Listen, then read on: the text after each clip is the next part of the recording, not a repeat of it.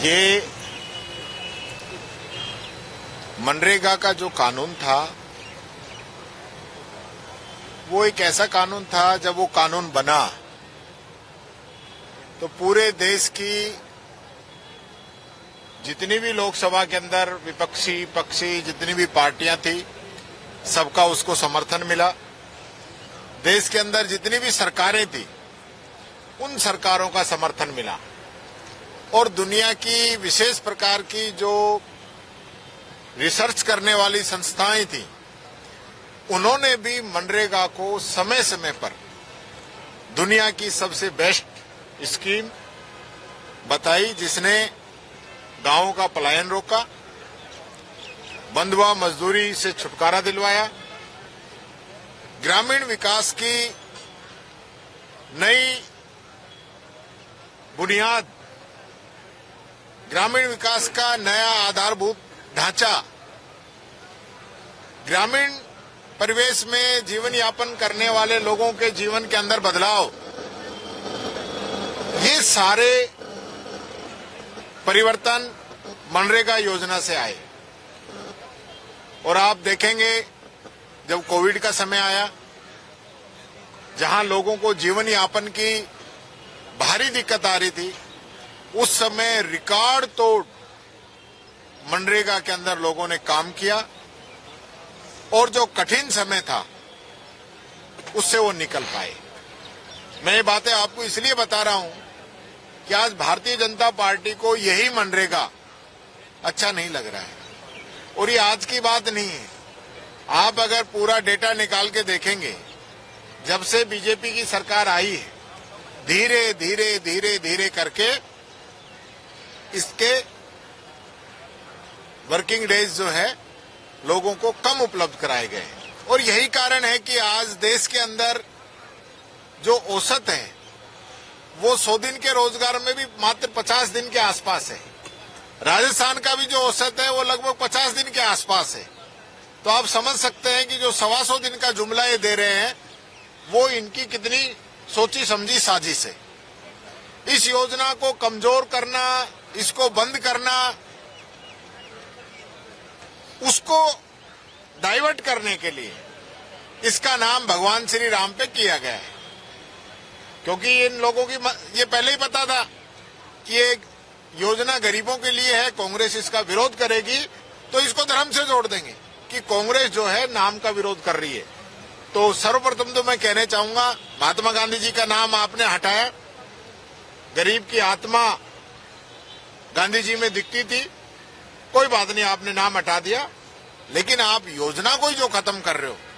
3-4 बड़े बदलाव जो इसके अंदर आएंगे। आज 100% पैसा जो है मनरेगा का पहले भारत सरकार देती थी मजदूरी का, टोटल फंडिंग का 90% पैसा भारत सरकार देती थी, लेकिन अब भारत सरकार 60% पैसा देगी, 40% पैसा राज्य सरकारों को देना पड़ेगा। 1 नंबर बात। 2 नंबर बात यह है कि अभी जितना हम काम मांगते थे, जो काम का अधिकार था, अब वो अधिकार खत्म हो गया है, कानूनी राइट नहीं है। अब आपको एक स्कीम की तरह इसमें काम मिलेगा, तो आप काम मांगेंगे, उस आधार पे आपको बजट नहीं मिलेगा। अब बजट मिलेगा सेंटर के आधार पर। सेंटर तय करेगा कि हम राजस्थान को इतना पैसा देंगे, और उस पैसे से अधिक अगर काम की डिमांड है तो फिर 60-40 के रेशो से पैसा नहीं मिलेगा, फिर 100% पैसा ही राज्य सरकार को वहन करना पड़ेगा। तो मैं सबसे पहले तो भजन लाल जी से पूछना चाहता हूं कि क्या उनके पास ये एक्स्ट्रा जो पैसा बर्डन आएगा स्टेट के ऊपर, ये भुगतने की हिम्मत है? हकीकत मैं बता दूं आपको, विधवाओं को, बुजुर्गों को, दिव्यांगजनों को पेंशन हर महीने नहीं मिल पा रही है।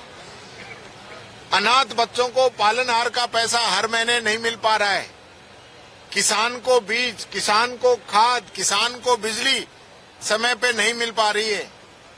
बच्चों को किताबें, बच्चियों को साइकिल, बच्चियों को स्कूटी, बच्चों को स्कॉलरशिप समय पे नहीं मिल पा रही है, क्योंकि हमारे पास पैसा नहीं है। इस पिछले बजट की हम बात करें तो इन लोगों ने योजनाओं पे खर्च किया है 15,000 करोड़, और ब्याज में इन लोगों ने खर्च किया है 19,000 करोड़ के आसपास। ये स्थिति राजस्थान सरकार की है। हर एक राजस्थानी पे 1 लाख का कर्जा है आज के समय में, ये सरकार की हालत है। तो ये कहां से उस पैसे को भरेंगे? दूसरी बात, जो ग्रामीण विकास के काम पहले गांव के अंदर होते थे, अब वो काम गांव से बाहर भी ये करवा सकते हैं। लेबर को कहेंगे कि जमा रामगढ़ की लेबर है, कह देंगे कि जयपुर में आपको काम करना है, कौन काम करने जाएगा? मेट हटा दिए जाएंगे, रोजगार सहायक हटा दिए जाएंगे, हटा दिए हैं। इनको अब कोई काम नहीं, इनकी जगह ठेकेदार आ जाएंगे। यानी कि पहले जो योजना ग्राम पंचायत बनाती थी, पंचायत समिति और जिला परिषद उस पर मोहर लगाती थी, अब वो काम जो है दिल्ली में बैठे हुए लोग तय करेंगे, वो रोजगार मिलेगा मनरेगा को। तो जो गांवों का जो विकास हो रहा था, आज गांव में क्या होता था? सोखटे गड्ढे बनते थे, सड़कें बनती थी, ग्रेवल सड़कें बनती थी, नालियां बनती थी, वृक्षारोपण का काम होता था, वाटर हार्वेस्टिंग का काम होता था, रस्तों को अच्छा करने का काम होता था, और तरह तरह के गरीबों के खेत की मेड़बंदी होती थी, वो अपने खेत में कुआं खोद सकता था। इस प्रकार के काम होते थे जो कि बहुत ही लोगों को इससे मजबूती मिलती थी, संबल मिलता था। लेकिन अब ये सब बंद कर दिए गए।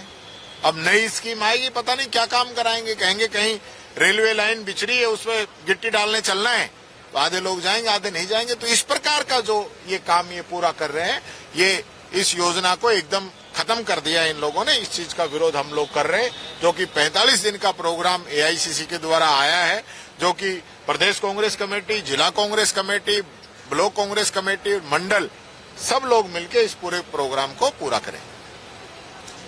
सर, आज मालवीय जी भी मिले थे कॉन्स्टिट्यूशन क्लब में, क्या रहा? मालवीय जी अभी मिले हैं, अध्यक्ष जी पूरी बात बताएंगे, आला कमान इस पर निर्णय करेगा।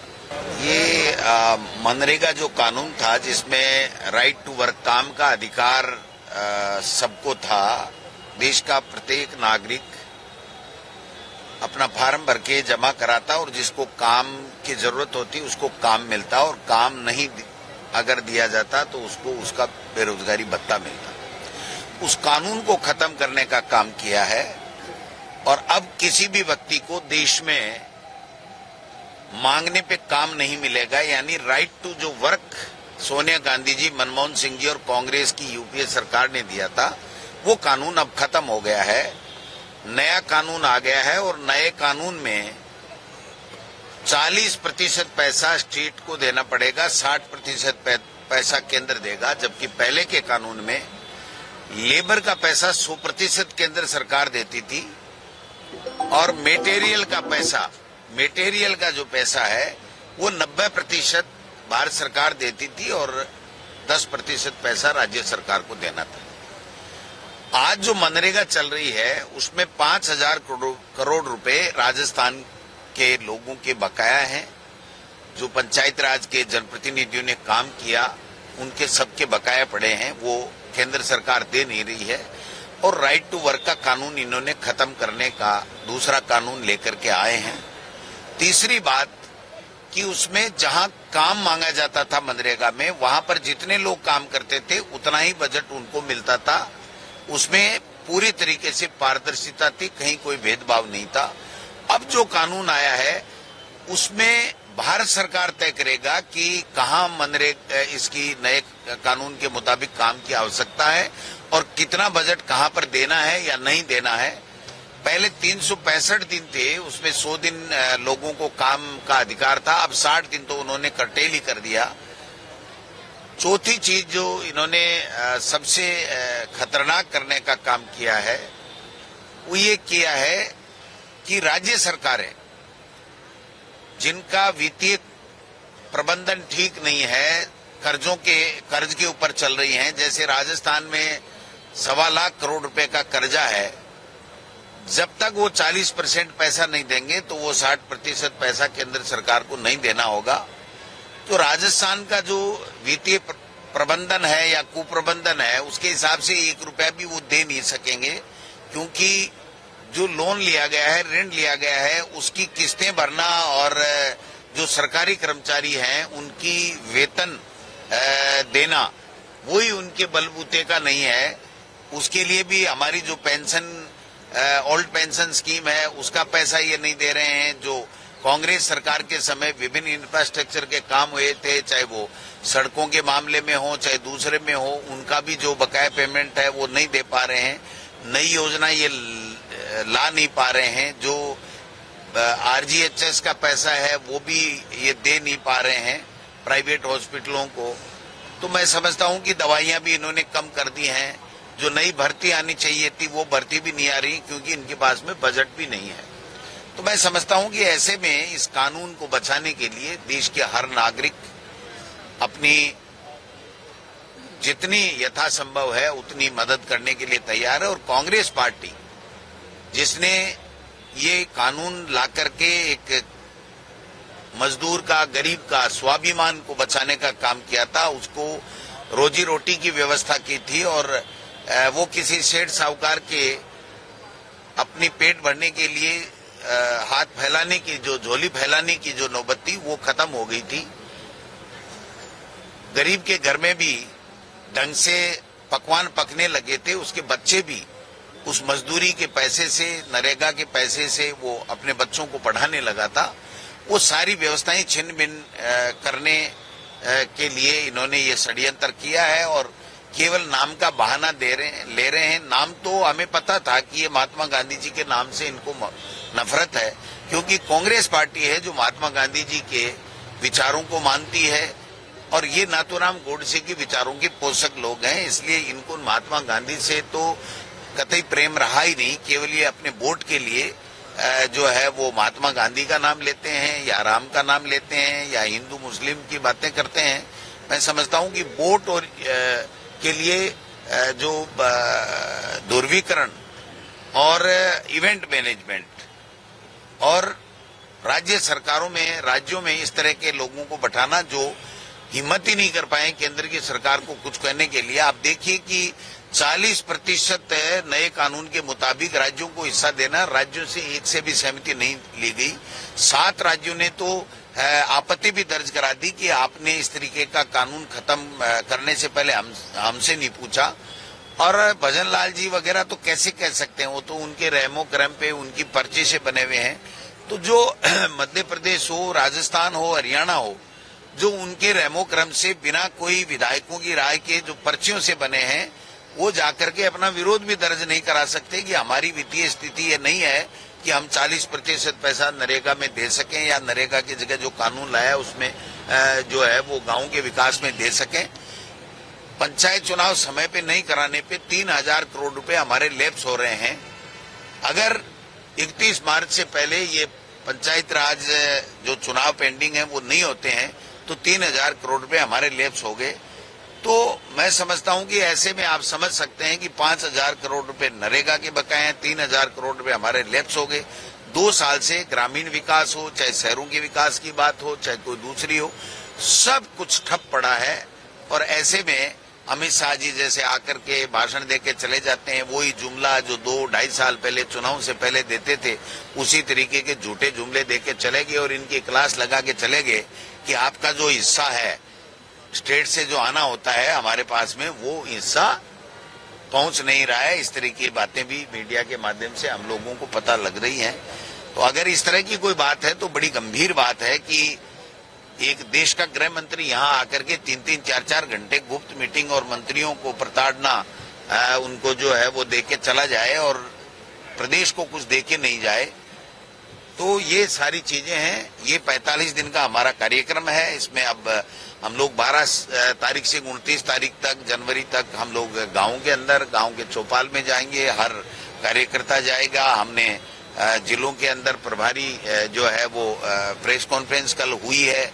अभी हम प्रदेश की आज समन्वय कमेटी बना रहे हैं, जिलों की समन्वय कमेटी इस आंदोलन के लिए बना रहे हैं, और ब्लॉक लेवल के हम इसमें इस अभियान को चलाने के लिए, इस अभियान के लिए कोऑर्डिनेटर 200 लोग हम लगा रहे हैं। और सारे लोग लग करके हम लोग 29 तारीख तक गांव में, उसके बाद में एक दिन जिले का रहेगा, एक दिन ब्लॉक का रहेगा, फिर स्टेट के अंदर भी हम लोग बड़ी रैली करने का भी इसमें कार्यक्रम हम लोग बना रहे हैं। ये कानून जब तक वापस नहीं लागू होता तब तक हमारा संघर्ष अलग अलग तरीकों से जन जागरण का अभियान जो है वो हम चलाएंगे। तो ये बात आज मैं समझता हूं कि 3 जिलों का, जयपुर ग्रामीण के दोनों जिले और शहर का जिला तीनों का ये आज एक दिन का 3-4 घंटे का उपवास का कार्यक्रम था। धरना भी हमने रखा है और आप सब लोगों का स्वागत। महेंद्र सिंह मालवीय जी का एक प्रार्थना पत्र मुझे प्राप्त हुआ है और उसमें उन्होंने कहा है कि मेरी भूल होगी, मेरे से गलती होगी कि मैंने कांग्रेस पार्टी को छोड़ा और हमेशा मुझे जो मान सम्मान दिया कांग्रेस ने दिया और मैं कांग्रेस की रीति नीति को मानने वाला व्यक्ति हूं। भारतीय जनता पार्टी में जाना मेरी बहुत बड़ी भूल थी, ऐतिहासिक भूल थी और मैं भारतीय जनता पार्टी से मैंने इस्तीफा दे दिया है। मैं भारतीय जनता पार्टी में मेरा दम घुट रहा है, मैं एक सेकंड भी वहां रहना नहीं चाहता हूं। ऐसे में हमारी जो डिसिप्लिनरी कमेटी है और हम टीकाराम जूली जी और हम सब लोग चर्चा करके और प्रदेश की तरफ से हम जो भी हमारी अभिशंसा होगी या जो भी हमारी रिपोर्ट होगी, एक तरीके से रिपोर्ट कहूंगा, वो हम रंधावा साहब के माध्यम से हम हाईकमान को भेजेंगे। हाईकमान क्या निर्णय लेता है उसके ऊपर सारी चीजें हैं, लेकिन हाँ ये बात सही है कि उन्होंने बीजेपी से इस्तीफा दे दिया और हमारे पास में लिखित में उन्होंने दिया है कि मेरी गलती हुई, मेरी भूल होगी और मैं चला गया और मैं ऐसी पार्टी में चला गया जहां आदिवासी का नहीं, किसी का सम्मान नहीं है। जलालत की जिंदगी मैंने इतने दिन जी है, इसलिए मैं तो कांग्रेस का सिपाही हूं और कांग्रेस में रहना चाहता हूं। तो निश्चित रूप से पार्टी हाईकमान जो भी निर्णय करेगा उसके साथ हम लोग आगे बढ़ेंगे। सर क्या कुछ और लोग भी जो गए थे आपसे आपके संपर्क में? नहीं, मैं संपर्क क्यों करूंगा? किसी को आना है तो करेगा। मैं बीजेपी की तरह थोड़ी हूं जो डरा के धमका के ईडी, सीबीआई, इनकम टैक्स को डरा करके। मिलते जुलते तो रहते ही हैं, नमस्ते दुआ सलाम तो होती है, लेकिन राजनीतिक बात कभी हुई नहीं तो मैं किसी के लिए कैसे कह सकता हूं।